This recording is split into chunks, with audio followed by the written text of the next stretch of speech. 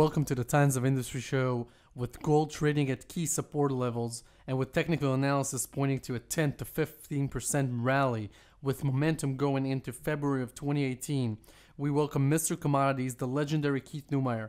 I have the utmost respect for Keith because he has over-delivered for shareholders without fail for 36 consecutive years. He is a proven winner and regarded as one of the top business builders of mining companies in the world. Starting with copper, then silver, now gold and zinc. This interview is essential for shareholders of the following companies. First Majestic Silver, the purest silver miner in the world. First Mining Finance, the only mineral bank optionality company in the world. SilverOne, the cheapest silver developer out there. And ZincOne, a near-term producer with one of the highest grade zinc deposits in the world. Before introducing Keith, it's important to understand that with regards to successfully investing with gold and silver stocks as well as industrial metals, base metals, it really comes down to contrarian timing and proven management. Please stay tuned as the interview wraps up for our gold market overview, followed by charts as we wrap up this interview. Keith, thank you for coming on the show. Gold broke out late August, snapped above its 6.5-year downward trend line. It went up to 52-week highs. Now it's testing these key 1270, 1280, 1290 levels. On a technical perspective, Wealth Research Group sees this as its most important test ever. If buyers hold the fort, it can result in an epic move higher into the 14 and 1500s. What is your take on this situation? Well, I think no one believes the fact that we're back in a bull market in precious metals and actually base metals as well. You can see how the equities are acting. In the case of First Majestic, yesterday silver was down, and normally that would impact the stock quite negatively. Yet the stock was hardly down at all, and when silver's up, the stock barely moves. And it's not just First Majestic; it's the entire mining sector. They're just not reacting to the price moves in gold. Gold went up from 1280-ish all the way up to 1310 or 1305 just the last couple of days, and then the gold stocks barely budged, and now gold's down $20 over the last couple of days, and the same thing has happened. So no one really believes this gold market. No one really believes the fact that we're in a new bull market. We're 2 years in to where the metals hit their lows at the end of 2015 or in 2016. And these bull markets, are often unrecognizable, and they can go up slowly over time. And this is exactly what happened back in 2002 when gold started to move off of 250 an ounce. It ground up and down, and it took 5 years for gold to actually get back. Well, pardon me, not back, but it actually for gold to get up to $500-$600. It took 5 years for that to occur. So these bull markets can go really slow, and that's exactly what's happening. I think the basing that we're seeing in both gold and silver are extremely healthy, and this is a perfect time to be looking at good miners. Keith, with regards to silver, what is the situation on the demand front coming out of China and Europe? I know that they have very favorable PMI levels right now. Is there an increased demand that you can share with us as CEO of First Majestic Silver?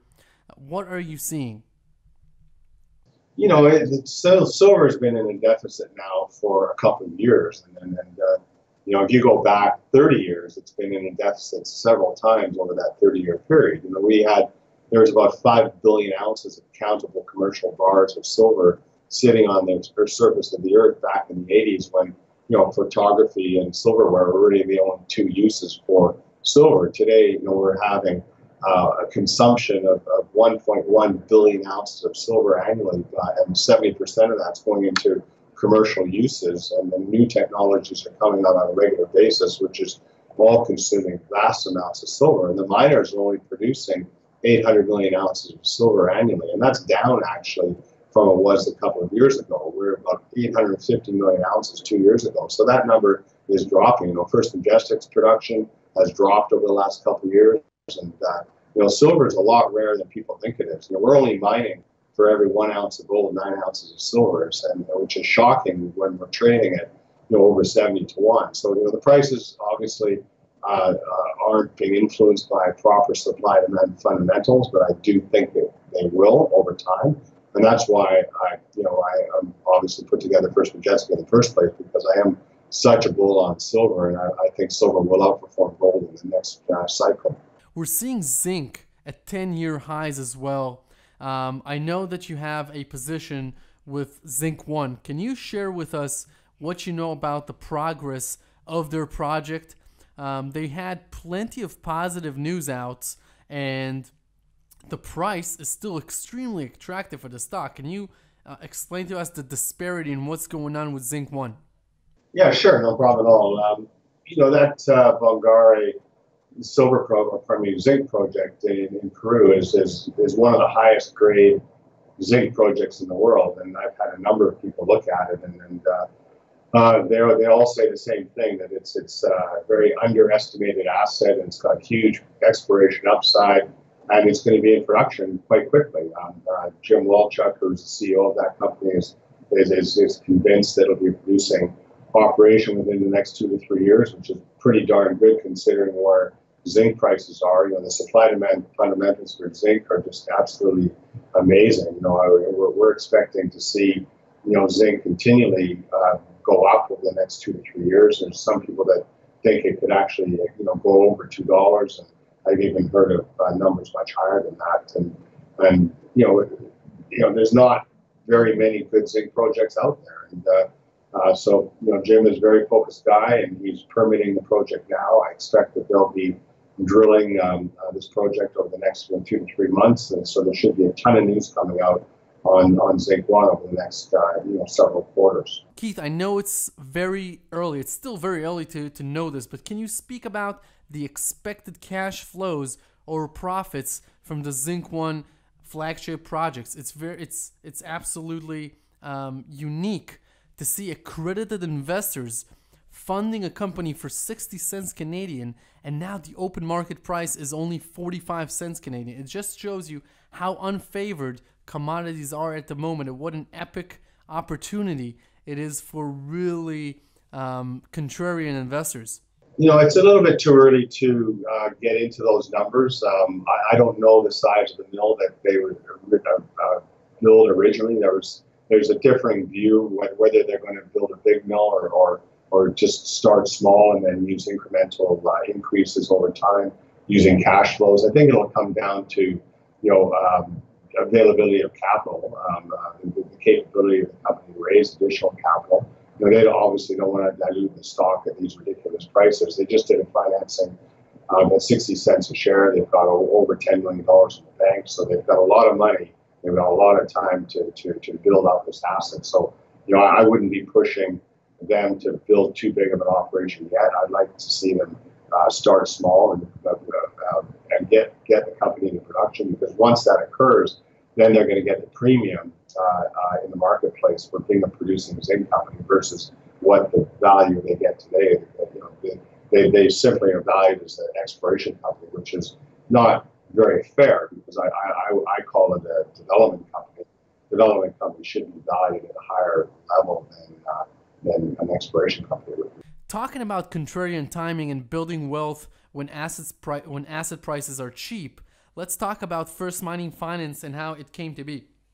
Many listeners to this interview are currently shareholders of First Mining Finance or potential shareholders, and as time goes by, can you share with us, has this business model been proving itself thus far? And if not, then what are you planning to do going forward to make sure that First Mining Finance outperforms the entire sector? Well, I'm not sure if it's proven itself. If the stock was $2 or $3, maybe I could say it's proven itself. But right now, the company's in its development stage. These are it was fortunate enough to acquire some of the best gold projects there is in Eastern Canada. It's got over 10 million ounces of gold in its portfolio, one of the largest gold portfolios there is in the world, particularly of any junior company, particularly. But and it's very undervalued. I think because they have 25 projects in their portfolio, which is an enormous number of projects for any company. I think sometimes it gets a little bit confused. People don't know, well, which asset should they be focusing on or valuing. Springpole itself has got a NPV of over $1 billion, and that's just one asset, and the company's market cap is $300 million. So one asset is worth 3 times the entire company's market cap. If you added up all 25 projects, I don't know what value you would get, but you would get a value that is far in excess of the current value of the company. So, it takes time. The company's only been public for a couple of years, and it's drilling right now on its Gold Run project, and it's getting some very fantastic results. There's been more drill holes coming out in the next few weeks, and it's going to continually drilling over the winter, and then we'll be drilling its other projects in 2018. We're just going through budgeting now and then putting together all the programs for 2018.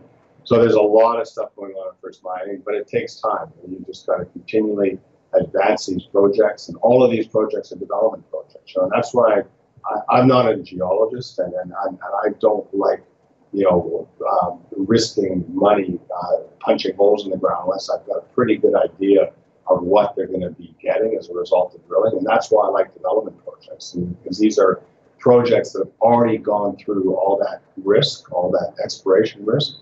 Now they've reached a level where they now can be permitted to become producing mines. And that's why I like SilverOne, that's why I like SilverOne and First Mining Finance. They're all development companies, they're not exploration companies. But it takes time because you have to de-risk the portfolio. You have to go in and build power lines, you have to build roads, you got to get environmental permits, you've got to get permits to build the mills, and you've got to get local communities on site. It's a whole series of things that you have to do to move a development project into a producing asset. And that's what First Mining is doing, and that's what the other companies in my portfolio are doing as well. What is the company doing next with regards to its roadmap to becoming a billion-dollar company and to unlock shareholder value by de-risking their Tier 1 projects? Yeah, well, Springpole is really the company's core asset. There's 5 million ounces of gold, in the ground. It's one of the largest undeveloped gold projects in the world. I think it's probably the largest undeveloped gold project in Canada. And it needs to be de-risked. It needs a road, it needs a power line, it needs permits, and it needs, of course, the local communities to agree to have the project developed. The local First Nations, which were working on site. We had 45 of them employed during the drill program early this year. They're very much on side and very supportive of the operation, of this mine becoming a future mine. It's going to be a huge employer in this part of Ontario. It's going to be a very important driver of the local economy. So there's a lot of reasons to get this mine in production, but it takes time. We're going to do environmental permitting and all the things I just said about de-risking this particular asset. And that's all going to be taking place over the next 12 to 18 months. And of course, the other projects, Gold Run, that we're doing right now, same kind of thing. We're going to put out a PEA sometime in 2018. It's a preliminary economic assessment just to show the market, what it's going to look like, how many ounces it'll be producing on an annual basis. And we'll do that with our other projects as well. Cameron and Bogart will also be getting preliminary economic assessments out towards the end of 2018. So there's a ton of news coming out on First Mining Finance in the next 12 to 24 months. We had Pat Donnelly on, the company's president, talking about the Springpole and Goldlund projects not too long ago. If you take these projects alone and stamp them with the valuations of 2011, what would a major cap pay for them back then at gold 1900? I'm asking you to guess, of course, but it's very interesting and it's very important for people to understand and compare the potential of this company to today's prices. Well, during the bull market, gold ounces generally sell $100 to $200 an ounce. We picked up our portfolio at the depths of the market, when no one wanted to even hear the word gold, and the valuations of these companies were pennies on the dollar on what was actually spent on these assets. So we actually were buying gold for less than $10 an ounce. And this is gold in the ground, obviously. So And then that's unheard of. In the 35 years that I've been in this business, I've never seen gold assets trading for such a ridiculous valuation. That's why I put First Mining together. Today, gold ounces, First Mining's gold ounces are trading for around $30 an ounce if you add it up and divide it by our market cap. As you advance projects along, you'll get higher value, obviously, because as you de-risk them, as you get permits, and as you build infrastructure, your value per ounce of gold in the ground goes up.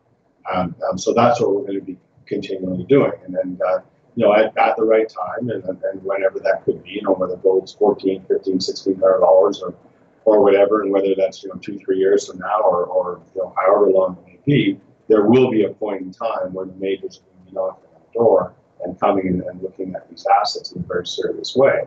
And I wouldn't be surprised at all to be monetizing these assets for well over $100 an ounce, and it could even be much higher than that.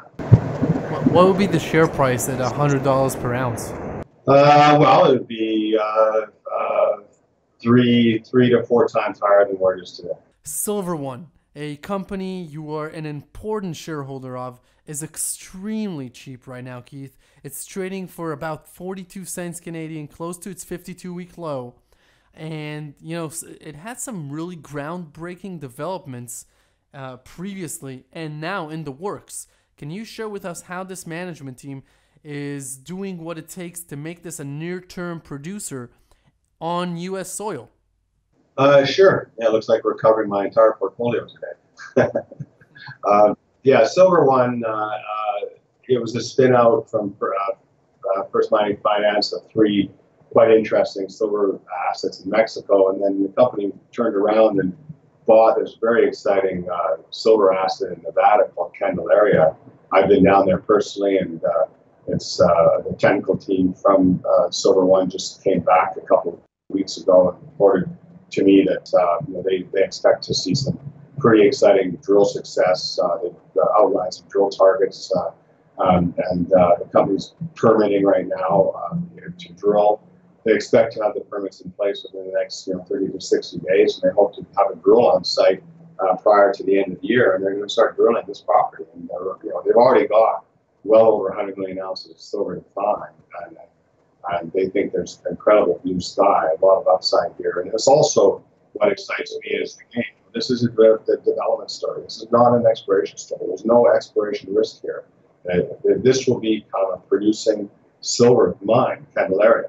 Just like Zinc One, Silver One, most of the assets of First Mining, these are assets that will be brought into production, and that's why I invest in these development stage businesses, because that's where you get the big upside. Because you can buy these stocks that are trading like exploration stories, and they're unfairly priced, but that's creates the opportunity, and that's why I like buying these types of stocks, because it takes a while for you to move a development project along through the different milestones that are necessary in order to bring that asset to production. And every step you achieve along the way, you create a new valuation in the market, and then that's where you start creating upside for investors and shareholders. And that's what's happening with SilverOne, and we're going to start seeing drill results coming out early next year, and it's going to be pretty exciting. And the private placement that they've been working on for the last month is closing. I think tomorrow or the next day. They've raised about $4 million at 40 cents a share, right around the price of the stock currently. And I think that once that private placement closes, I think the stock will start to move a little bit. At least I'm expecting it will. And then the news coming, I think it's going to do quite well over the next several quarters. Keith, are you bullish on commodities in general right now, specifically copper, which is really healthy at the moment, trending up, all due to the new uses found by electric vehicles and all of this demand coming out of emerging markets? Are you looking to do any investments in this sector yourself? Well, my first large company that I founded was a copper company. That was First Quantum Minerals. I founded that company back in '92, and I've been a bull on copper, most of my career, and I continue to be a bull on copper today. And I'm actually looking for good copper projects. Very, very hard to find, and if I hope to find one because I would like to put some money to copper. I think it's, in my view, the two metals that you need to have in your portfolio are silver and copper. The supply-demand fundamentals for both metals are extremely good, and I'm expecting upside of both metals. And, you have to remember as well that the mining sector is very cyclical.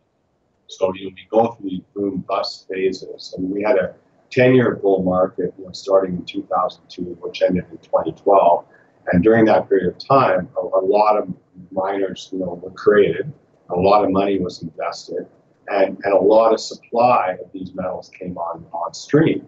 And that, of course, we saw copper go over $4 and then crash to, under $3, and then now it's back up at over $3 again. And that's a result of oversupply. And the same thing happened in lead and zinc. We saw lead and zinc prices drop to 60 cents from the mid-dollar range, and now zinc's back up to basically $1.50, and lead's up to $1.10 or 20.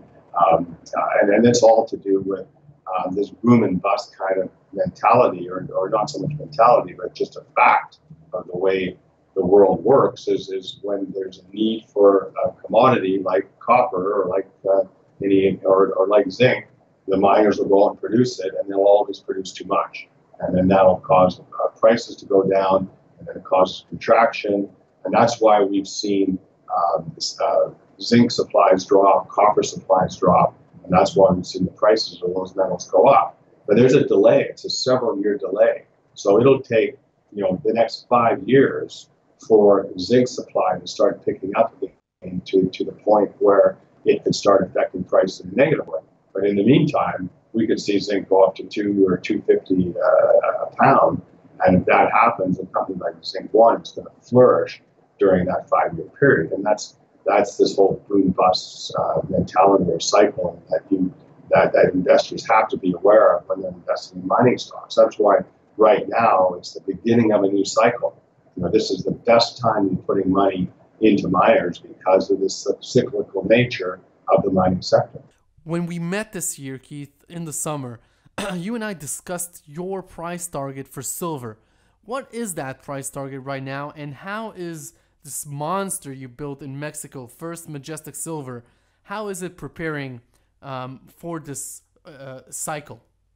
Well, I haven't predicted $800 silver like you mentioned earlier in the interview, but I do believe that it should track gold basically on a 10-to-1 ratio. That's my opinion.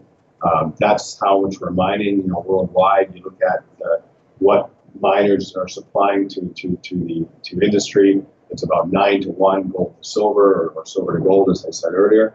So that should be the ratio. So at $1,300 gold, that's $130 silver. And at $2,000 gold, that's $200 silver. When you're seeing silver trading at $17 like it is today, it's pretty hard to believe those kinds of numbers. And people criticize me all the time for saying such outlandish things. But I have a right to my belief, and that's why I put together First Majestic Silver, because I'm a believer in supply demand fundamentals, and I do believe that ultimately supply demand will win out. And when that occurs, silver will be repriced, and it will be trading at levels like that. No one would have thought that palladium would be trading equal to platinum. If you had said that 3 or 4 years ago, people would have laughed at you. But yet today, we're seeing platinum and palladium basically trade for exactly the same price. So, I've heard people say that silver should be trading equal to the price of gold. Well, I'm not exactly of that camp. But I've heard people even say such outlandish things as that. So, but I'm a big believer in the ratios, and that's why I think 10-to-1 is really the number it should be trading at. With regards to First Majestic Silver, Keith, before we wrap up this interview, I know you are known for being incredibly concentrated about cutting costs. Can you share with us how are you preparing for this bull market cycle with anything and everything that you have under your control? Yeah, look, we don't have, unfortunately, miners are price takers, they're not price givers. So we cannot affect the price of the commodity. I wish we could, but commodity trades based on paper markets on a global scale. And, we're kind of stuck with that system. So, our focus has to always be on costs, and that's where we can control our business. And I'm optimistic and I'm quite convinced that we're in the beginning of a new bull cycle in commodities. So I believe silver will be trading at much, much higher levels over the next few years. But our focus always has to be to maintain or as least a low cost as possible. And I think we've done a heck of a job doing that. The company's making money, we're profitable, and we've got a very healthy treasury. And even though silver's only trading at $17, we're still doing okay. As silver goes up in price, obviously we do a lot better. For every dollar move in silver price, it affects us by anywhere between $15 and $18 million. That drops right to our bottom line as the price of silver goes up. So our leverage to the price is extreme, and we're very focused right now on developing the business, with the cash flows that have been coming in over the last year, or last 2 years, pardon me. We've doubled the exploration budget, we've doubled our development budget. So we're really starting to reinvest capital right now, right today. It's not affecting production yet because there's always a delay. We're actually producing a little bit less silver this year than we did last year and the year before, because from the time you start making a greater investment in development exploration, there's really about a 12 to 24 month delay before you can actually see it start showing up in the way of production numbers. So we're expecting 2018 to be a better year with higher production, and that's going to continue on into 2019 and 2020. And if we see the silver price do what I think they're going to do over the next couple of years, then that investment will even increase even more dramatically, which will obviously increase our production even more than it would otherwise if the silver price stayed where it was today. When it comes to making money with junior mining companies, monitor the price of oil. As you see it rise, it will raise the price of gold with it, and that will be extremely bullish because it also raises the levels of inflation. For our updated research on First Mining Finance, go to wealthresearchgroup.com/gold ultimate. Keith, thank you very much for taking the time to be with us today. Oh, very, very good. Nice chatting with you.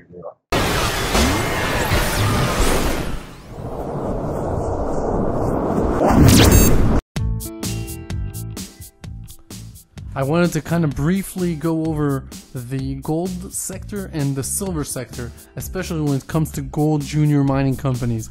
In the past 4 to 5 decades, it has become increasingly more difficult to find large deposits of gold and silver.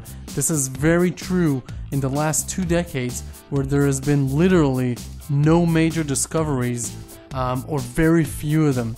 The reason that this is important is because mining has become a technologically challenging profession, and the price of gold and the price of silver have been strongly correlated with the price of oil. This is very important because oil has gone through a brutal bear market in the last 5 years, 6 years, and now it's starting to turn around. Monitor the price of oil and you'll see the price of gold and silver rise with it. That is very key to development stage companies and to optionality plays such as First Mining Finance and SilverOne, because when the price of the underlying asset is higher, the margins and the cash flows of the prospective projects going into the future is higher, and the companies are revalued in a matter of months to reflect the new prices. Right now we have a US equities bubble. It's a huge stock market bubble fueled by easy money policies, zero interest rates, and a 9-year bull market. In fact, most US mom and pop investors believe now is the best time since 1999 to open a brokerage account and start trading stocks. In fact, this is the worst time to do this because US equities are incredibly expensive. The only cheap sector in the world is commodities, and it's starting to change. Zinc is at the 10-year highs, copper is starting to move higher, and gold and silver will be next as oil goes higher. make sure you take a look at our analysis and our updated overview of First Mining Finance at wealthresearchgroup.com/gold ultimate, and all the latest on SilverOne resources at wealthresearchgroup.com/silver. Thank you for joining us today.